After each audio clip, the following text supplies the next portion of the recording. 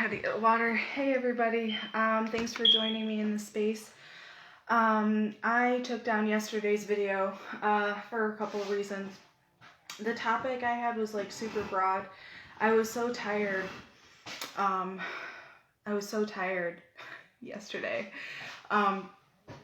Funny story. So I'm staying with a church family. With a family from a local church right now, and I could not sleep for anything the other night. Hey Steve. So they had one of their family members come over, and she's the sweetest woman. She's an elderly woman, and she actually doesn't speak English. And so I was up late. Not last night, but the night before, I was up doing some studies, and I was studying in Revelations 12 for the video that I did yesterday, and you know, she wanted to sleep out in the living room where I was, and so she approached me, and in Spanish she asked, like, why the light? And I said, oh, estudiando en la Biblia. And anyway, I wasn't sure, if she was understanding or not. She seemed really confused, and so it kind of had me worried. And I stayed up pretty much all night, just kind of making sure she wouldn't wake up and not know where she was, or not know who I am and get all freaked out. So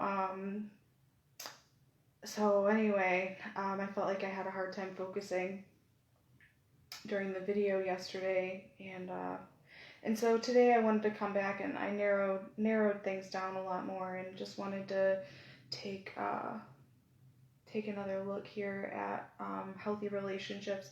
Again, today I'm going to be using books from experts on the subject, and I'm going to be using the Bible. So defining some things here. Love covers evil masks, and what that means. So I'm going to use 1 Corinthians 13 as my definition for love. And the Bible says, though I speak with the tongues of men and of angels, but have not love, I become a sounding brass or a clanging cymbal. And though I have the gift of prophecy and understand all mysteries and all knowledge, and though I have all faith so that I could remove mountains, but have not love, I am nothing. And though I bestow all my goods to feed the poor, and though I give my body to be burned, but have not love, it profits nothing. Love suffers long, and it is kind. Love does not envy. Love does not parade itself. Love is not puffed up. It does not behave rudely. It does not seek its own. It is not provoked. It thinks no evil. It does not rejoice in iniquity, but rejoices in the truth, and hears all things, believes all things, hopes all things, and endures all things. And then so we're gonna do my definition of evil came from my own definition that I was reading in Mere Christianity, and in chapter 2 it kind of talks about duality, and kind of where evil stems from, where evil comes from. So my definition of evil is an immoral way of getting good things, i.e. power, money, or success. Then to go and define cover and mask. So to cover something is to put something on top of or in front of something, especially in order to protect it. A physical shelter or a protection sought by people in danger. A mask is something to conceal from view, a disguise or hide, a manner or expression that hides one's true character or feelings, a pretense. So how to recognize healthy relationships. I'm going to reference the from the book Codependent No More again. And what chapter is this in? I got these, it's from chapter 12. So chapter 12, the author says in here, we feel crazy because we are lying to ourselves. We feel crazy because we are believing other people's lies. Nothing will make us feel crazier faster than being lied to. Believing lies disrupts the core of our being, the deep instinctive part of us that knows the truth, but we're pushing that part away, telling it you're wrong, shut up.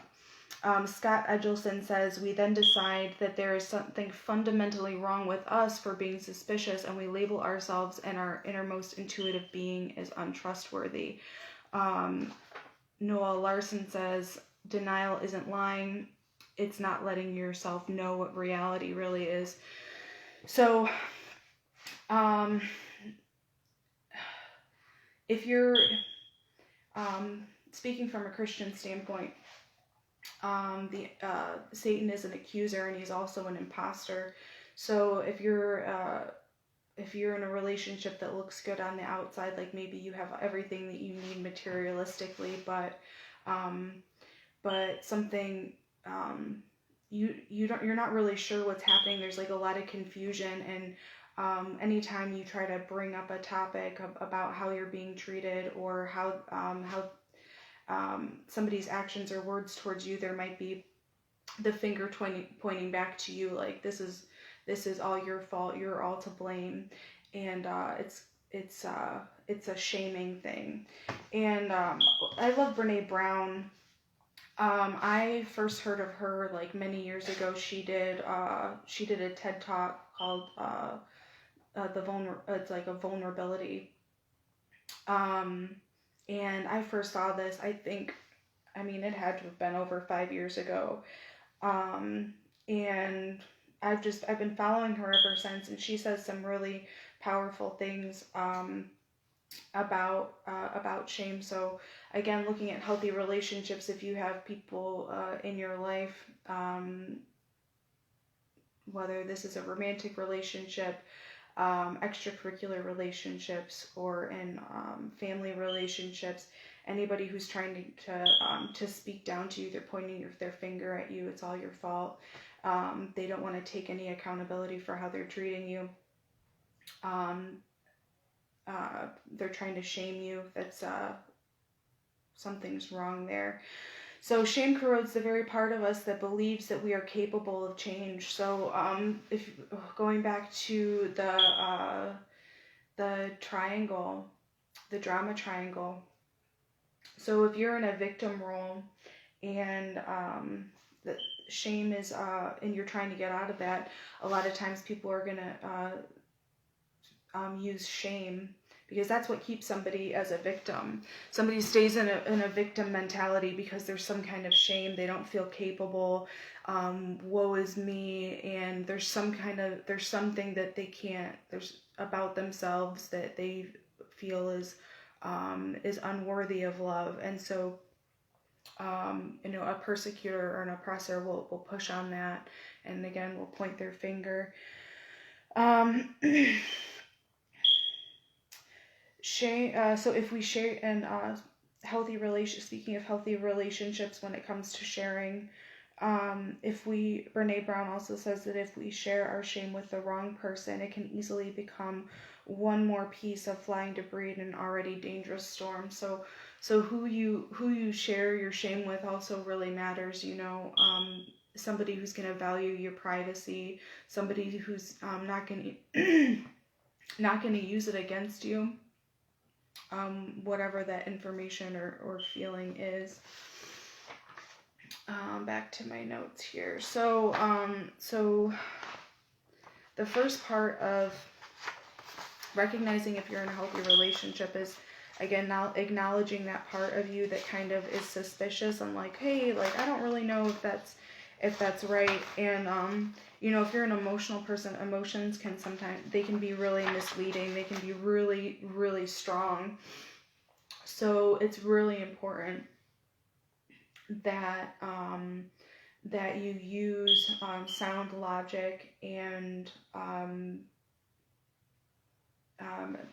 the Bible has been really helpful to me. So that's a form of truth for me. So using sound logic and truth as a soundboard for those emotions, so that you can get to the bottom of, like, what's going on. And then after that, you can be accountable for yourself. Only you can be accountable for your actions. The drama triangle is all about chaos and trying to change other people. So the rescuer's trying to save the victim, and the persecutor's trying to keep the victim as a victim, and it's a whole toxic cycle of control, fear, and manipulation. And so that kind of leads me to my next verse. When I'm gonna go to another Bible verse. It's in Ephesians 4, talking about healthy relationships inside of the church. And this is, of course, I think for just a person in general. And we're in Ephesians 4. I'm gonna start reading, I think, at 11 here. I have it underlined. So Ephesians 4 verse 11, and he himself gave some to be apostles, some prophets, and some evangelists, and some pastors, and some teachers, and for the equipping of the saints, and for the ministry, and for the edifying of the body in Christ, until we all come to the unity of faith and the knowledge of the Son of God, to a perfect man, to the measure of the state of fullness of Christ, that we should no longer be children, tossed to and fro, carried about with every wind of doctrine, by trickery of men, the cunning craftiness or deceitful plotting, but speaking the truth in love, may grow up in all things into him who is the head, Christ, from whom the whole body, joined and knit together by what every joint supplies, according to the effective working by which every part its share, causing growth of the body for the edifying of itself in love. So in healthy Christianity, we believe that we all are born with a purpose, and that that purpose, that role that God has is just for us. And a lot of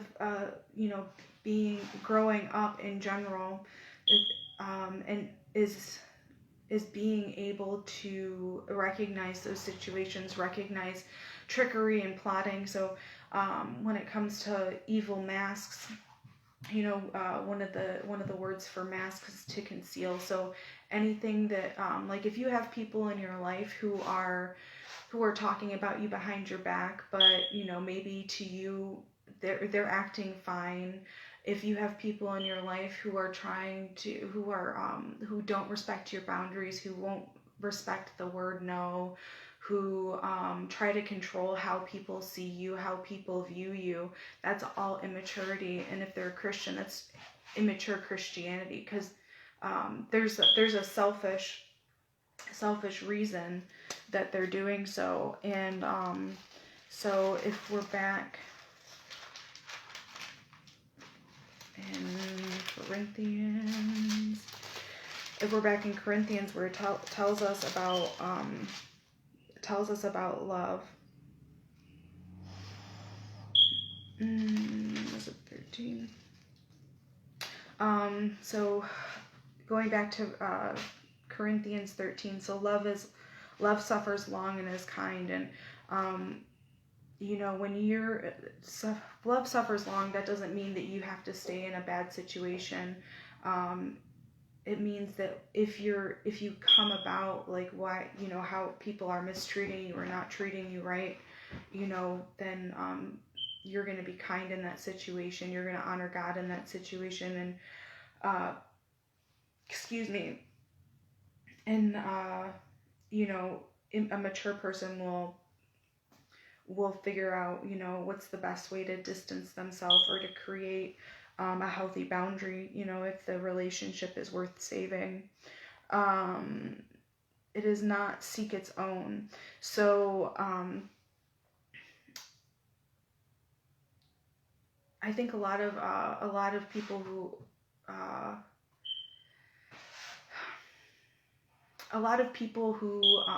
if they're doing things behind your back, that if they're talking about you behind your back, there's some kind of selfish reason that's behind that. And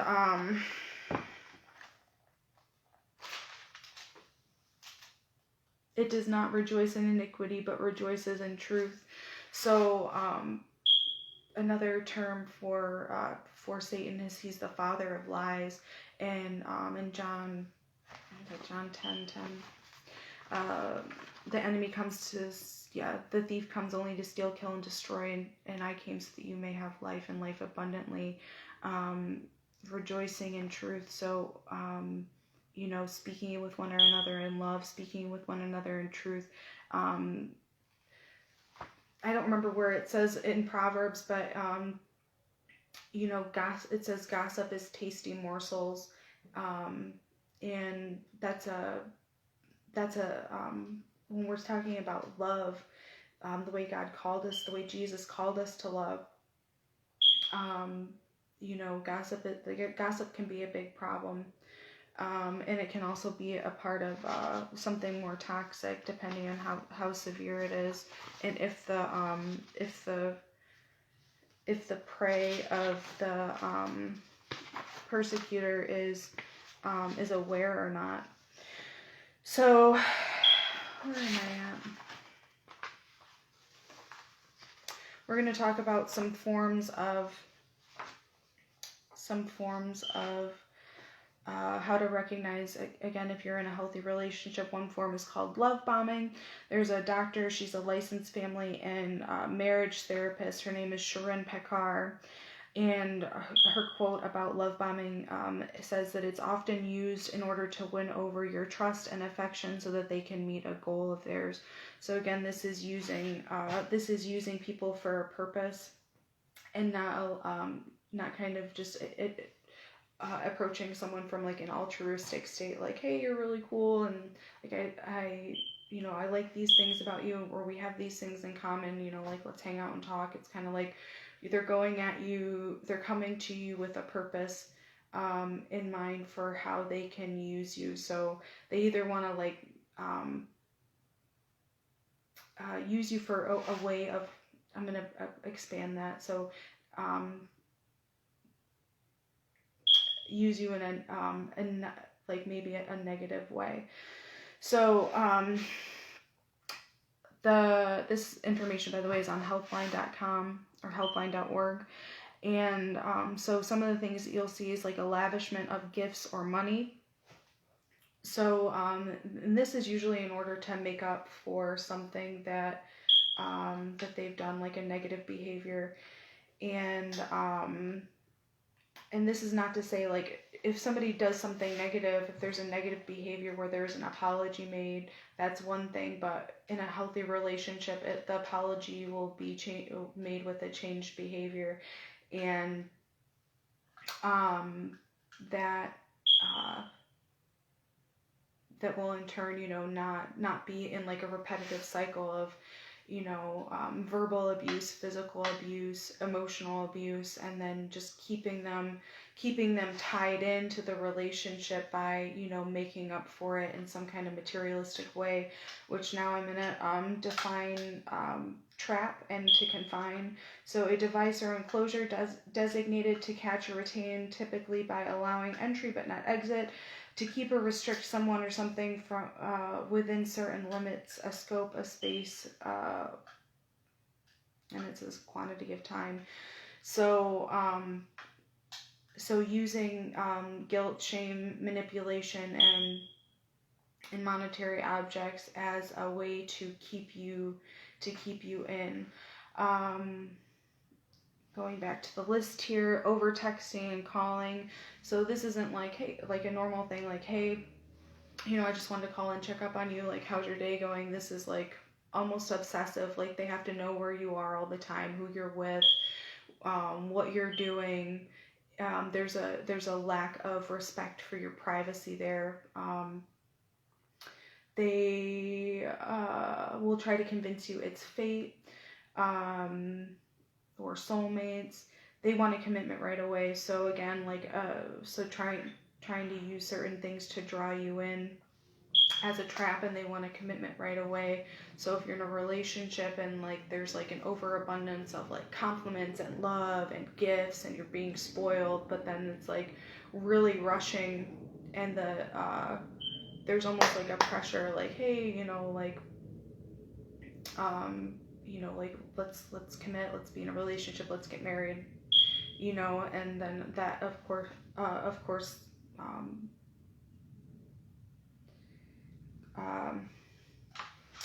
got distracted. So they get upset when you set or place boundaries. So if you set a boundary, like, hey, like, I can't talk right now, or I don't want to talk about this right now, or hey, I'd really like some space, or I didn't like that you talked to my family behind my back without me knowing about it. That was not appropriate. And then they get upset at you about it. That's another thing that's a big red flag. They're going to be needy, and a lot of times with people in these relationships, you're going to feel overwhelmed, and the intensity, you might feel like they're just really intense. You might feel just really drained when they're around. Other ways that people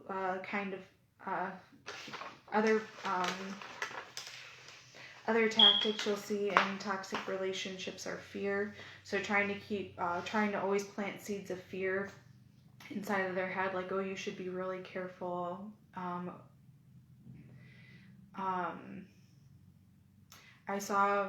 watched once on a show, that there was this couple, they got married and they had a baby, and before the baby even came, the dad, he went and he like baby proofed the entire house, right? Which is a good thing. But then that kind of overwhelming sense of like, I need to keep the baby safe, I need to keep my wife safe, like he prohibited her from even leaving the house. He planted seeds of fear in her head about the baby and her, and it's not safe out there, to keep them confined inside of the house all the time. And it ended up ultimately destroying their relationship. So fear is defined as an unpleasant emotion caused by the belief that something or someone is dangerous, to cause pain, or a threat. So a certain amount of fear is okay, but approaching it logically, and not letting fear control your life is really healthy. When a lot in toxic relationships, the ultimate goal is control of the person and of the situation in order to meet like a goal of theirs. So it's going to be in order to keep them in their life, or in order to use them in a way to get something that they have, like a goal. So when we're talking about toxic, when I was talking about covert aggression, one of them was sexual, and so using your body, or your good looks, or your sexuality to pursue a person to gain access. Again, evil is the immoral way of getting control, or power, money, and success. So control is defined as the power to influence or direct people's emotions or the course of events. So people who are coming at you again with a goal in mind, and how they can use you, and trying to prey on your weak points in order to keep you in their life.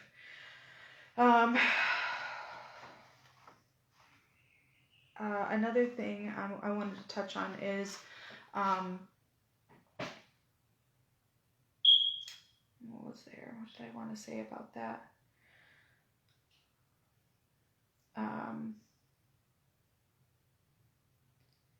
Okay, so I was listening to T.D. Jakes and Steve Furtrick. Steve is a pastor in he's a church pastors a church in North Carolina, and I was listening to they did a sermon together, and the sermon is called The Crushing, and Bishop T.D. Jakes talked about at one point roles, and people have a fear of you getting healthy. People have a fear of you growing out of your victim role, because they've designed roles in order to keep you there. And again, with roles and the drama triangle, there's that sense of identity where they're not going to know who they are without having a certain person or you specifically in that role. They've already gotten used to how to treat you, either coming at you from a persecutor or a victim or a rescue mentality. And it can be really hard to get out of those. So in the book Codependent No More, it talks about how exiting the drama triangle can be really difficult and even dangerous at times, depending on how bad the abuse is and how long you've been there. They might have got accustomed to you, and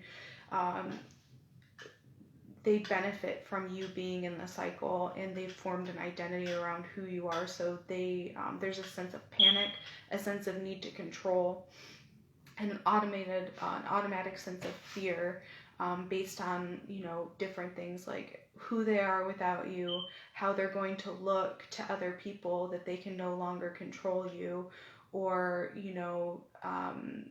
how you look. Like if you don't want to be when you don't want to be in that role anymore. I'm going to read another quote from Brene Brown, where it says, "To love ourselves and support each other in the process of becoming real is perhaps the greatest single act of daring greatly." So being real, who you are outside of the drama triangle, who you are outside of who people want you to be, who you are outside of who people need you to be. And then going to the Bible, we were all created with a purpose. We all have a role. We all have a really important gift. And it doesn't have to be a spiritual gift. The Bible talks about spiritual gifts, but then there's also other really great things that you can do. What is your gift to the world? What makes you feel alive? What fills you with purpose? Those are all really healthy things, and a way that you can live out your purpose and honor God and honor others too. Daring to set boundaries is about having the courage to love ourselves even when we risk disappointing others. So again, when you're exiting the drama triangle, you're going to disappoint a lot of people. They're going to, when you start setting healthy boundaries, when you start saying no, there's going to be anger, there's going to be fear, there's going to be frustration, because they depended on you in that role. And you have to have the courage to say, hey, sorry to, I don't want to disappoint you. Like, that's not my goal in this situation. Like, I need to take care of myself. If you're a lot of times, if you're in a rescue role, you're completely burnt out. You're doing too much. You're doing too much in your community. You're doing too much in your family, and it's all a reason for you not to address your own personal issues, which you feel like you don't have the capability of doing, which you absolutely do. We all can be accountable, and we all have the ability to make a change in our life. And in my experience, God can give you the strength and the courage and the willpower to do so.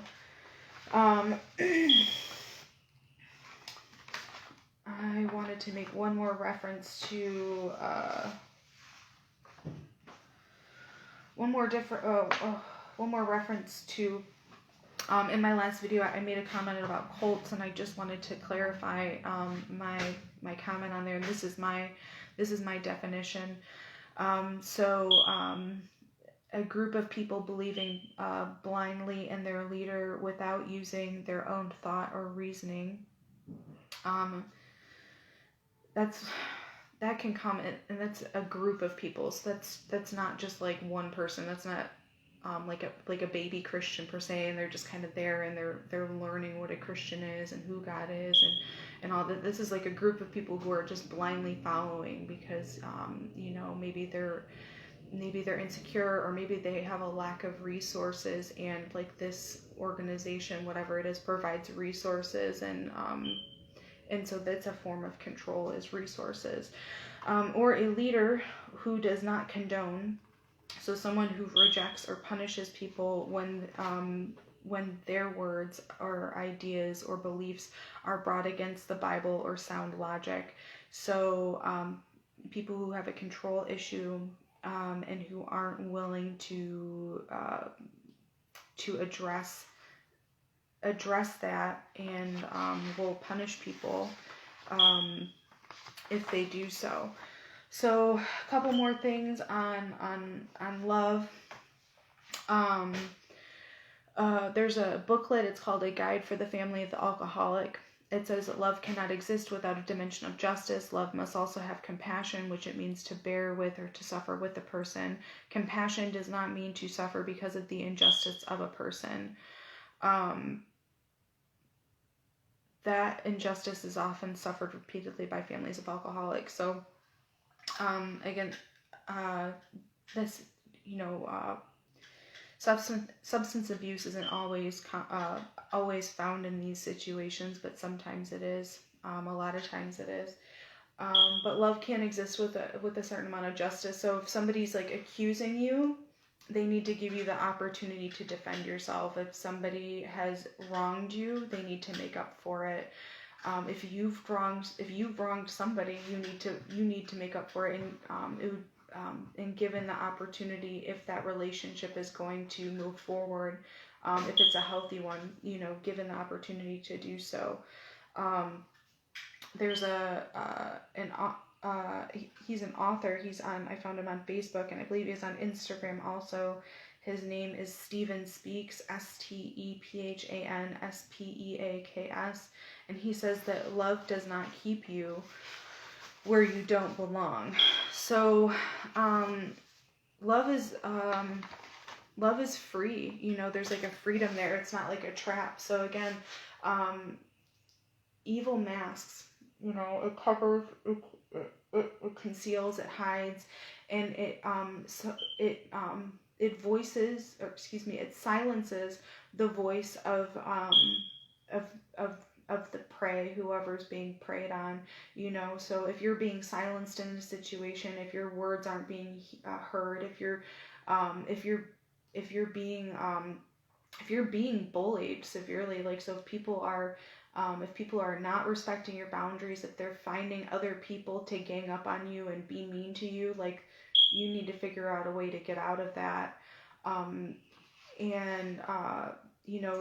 They're trying to keep you stuck in a victim role, so that they can have their identity, have the power they feel, being able to control you, or the things in your life, or the way people think about you. Lies and rumors are a form of bondage,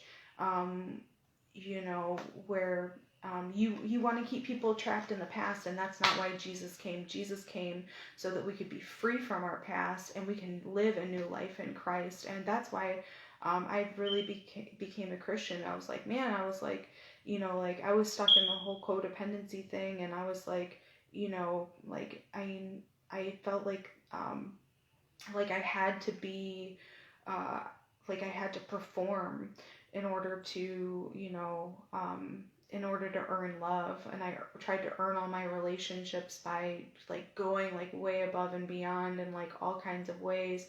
And then, I suffered for it too, because I wasn't respecting my own boundaries. I was tired all the time.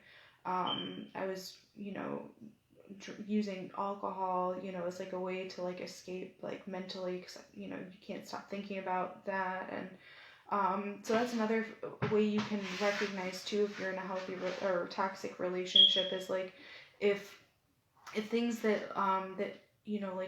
like healthy coping mechanisms like exercise, deep breathing, affirmations, like if those things aren't enough, and you're feeling triggered, and like there's not, like those aren't enough to comfort you, like you absolutely have the power whether or not to choose to like drink, smoke cigarettes, use drugs, whatever.